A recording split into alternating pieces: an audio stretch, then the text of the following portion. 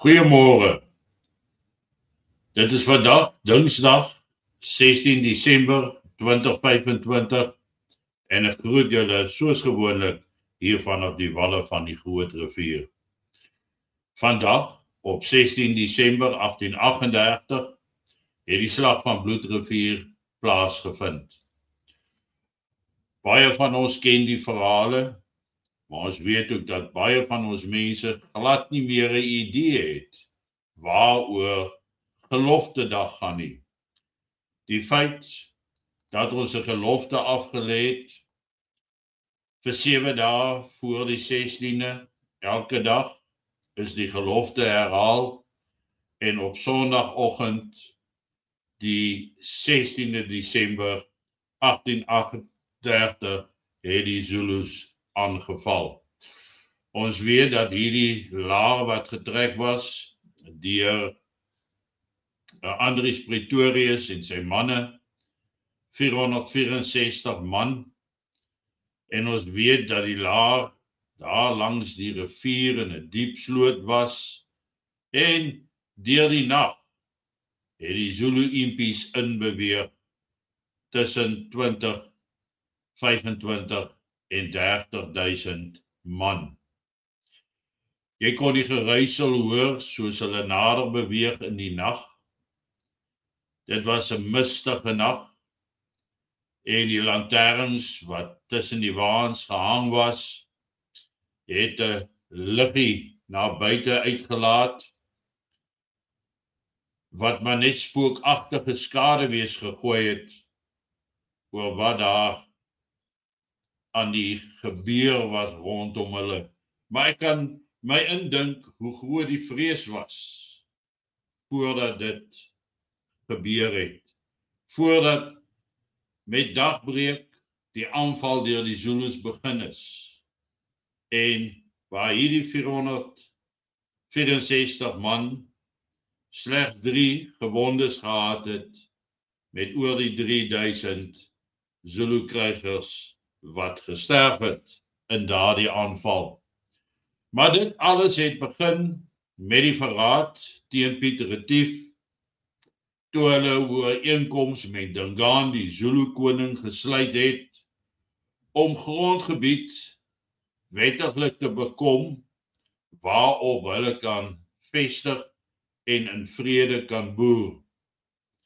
Ons weet dat na die ondertekening van die traktaat is Piet Retief en sy manne ingenooi binne in Dingaan se kraal, maar hulle moes hulle vuurwapens buite laat.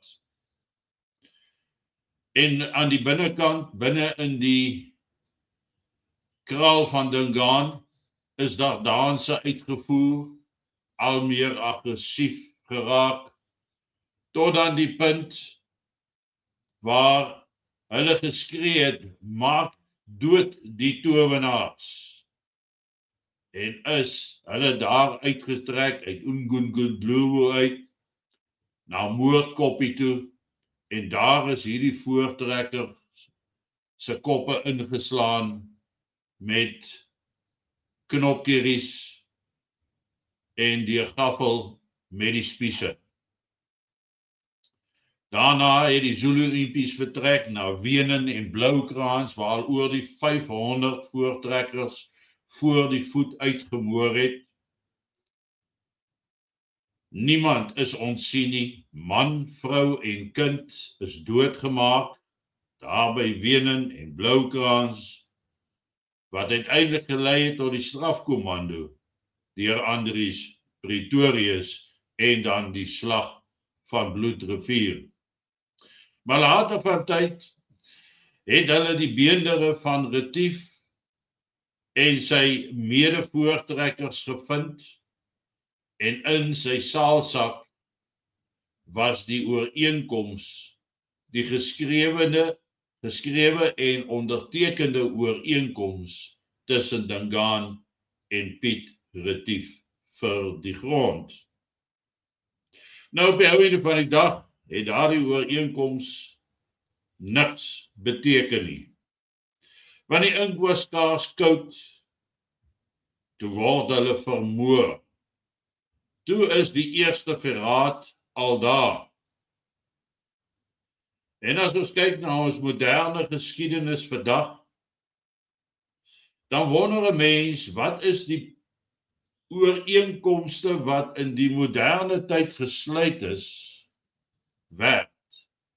Is dit die papier waarop daardie geskryf is, onderteken is, iets werd? As ons kan kyk na die grondwet van Suid-Afrika, en ons sien hoe daardie grondwet net eenvoudig geminag word deur die afstammelinge van Dingaan. As ons kyk hoe die Afrikaner akkoord stil verdwyn het, alles onderteken gewees by Kudesa, die onderhandelings daar, die belofte van 'n volksstaat, het daar niks van gekom nie. Dit was ook nie die papierwerk waarop dit geskryf was nie.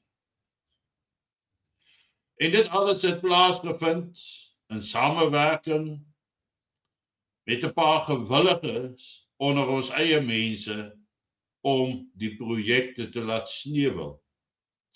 Nes die Britse sendelinge destyds vir Dingaan beïnvloed het om die towenaars dood te maak. Net so is die afstammelinge dan ook nou bewus gemaak van die tekortkominge in sekere ooreenkomste. En is dit met die hulp van die sulkes wat nie 'n vaderlandstrots het nie, wat nie patriotisme het, geondersteun om dit uiteindelik te laat misluk. Dit wil vir my lyk of ons mense nie leer uit die geskiedenis uit nie, dat hulle nie wil leer uit die geskiedenis uit nie. Oor die laaste paar jaar was daar 'n verblydende toename in bywoning van die geloftefeeste landwyd, waaroor ons uiters dankbaar is. Wat vir my sê, daar is 'n tipe van herlewing wat besig is om plaas te vind, 'n bewustheid van ons geskiedenis wat aan die groei is. Maar dit wys ook dat die volk het 'n behoefte om erkenning te gee aan ons afhanklikheid van ons Skepper. Want sonder ons Skepper is daar geen toekoms nie. Maar as ons nie gaan leer uit die geskiedenis uit nie, dan is daar ook nie vir ons 'n toekoms nie. En vanoggend moet elkeen van julle wat na hierdie boodskap van my luister, vir jouself die vraag vra oor waar staan jy? Wat voor ons opkom in die digte mis rondom die laar by Bloedrivier in die flou skynsel van die lanterns, vreesaanjaend gewees op die mense, staan ons nou weer in die mistigheid met die flou lanterns ligte na buite. Wag ons weer eens vir 'n vorm van verraad wat reeds in 1994 begin is. En dit gaan met dieselfde onverwagsheid plaasvind. Ons hoor die geruisel, die Zulu-impies wat inbeweeg het. Ons hoor vandag en sien wat in die land aan die gang is. Ons hoor die gerugte. Ons hoor die uitsprake. Maar ons wil nie weet dat dit gevaar spel vir ons nie. Ten spyte daarvan dat ons dit hoor, dis besig om opgestel te raak teen ons, verkies baie om in absolute ontkenning te lewe en nie te besef dat ons staan weer in 'n laar soos in Bloedrivier nie. As daai besef by ons kan groei, kan ons onsself beter en beter voorberei om daai weerstand te doen.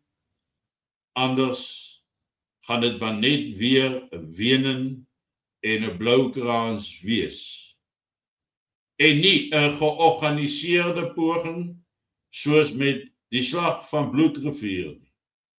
Toe daar sekere vorme van opleiding plaasgevind het, aangebied deur Andries Pretorius om daai vegters van hom, die strafkommando, gereed te maak vir dit wat met dagbreek op 16 Desember 1838 na die laag gekom het. Ons hoor, ons sien, maar ons wil nie glo nie. En dis tyd. Geniet vanoggend jou kondensmelk koffie en onthou, later vanoggend om 10:00 is ek by Slypsteen, so 70 kilos buite Appington, waar ek dan die feesrede gaan aanbied, wat ons sal opneem en later sal uitsaai. Daar is ongelukkig nie 'n sterk genoeg sein om dit regstreeks uit te saai nie. Maar ek sal dit vir julle bring oor 'n paar dae, sodat julle almal daarna ook kan kyk.